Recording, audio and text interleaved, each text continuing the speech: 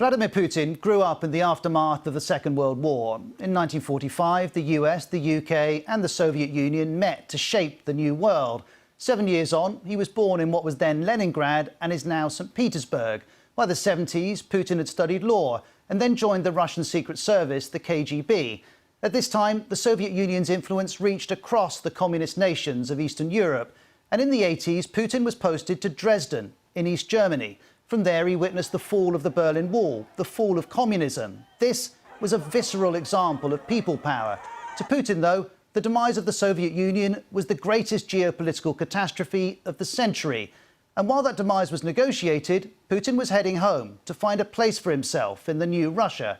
Russia's president in the 90s, Boris Yeltsin, would help him do that. He made Putin head of the security services. Then Putin was elected prime minister. Then, in 1999, Yeltsin resigned.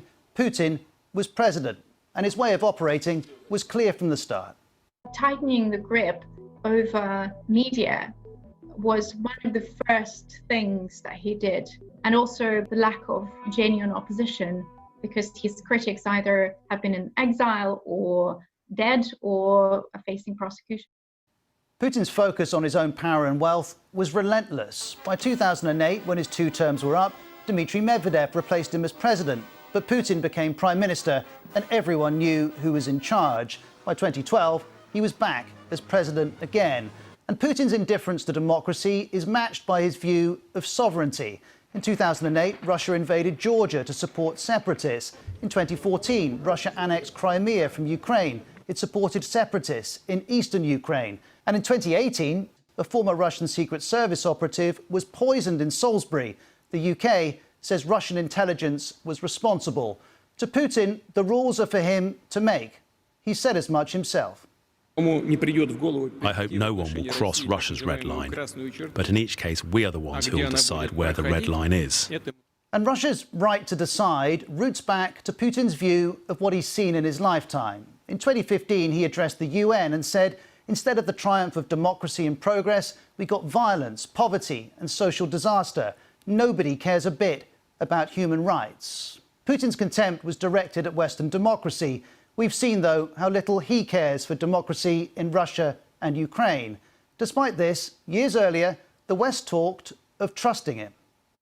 I'll answer the question. I looked the man in the eye. I found it to be very straightforward.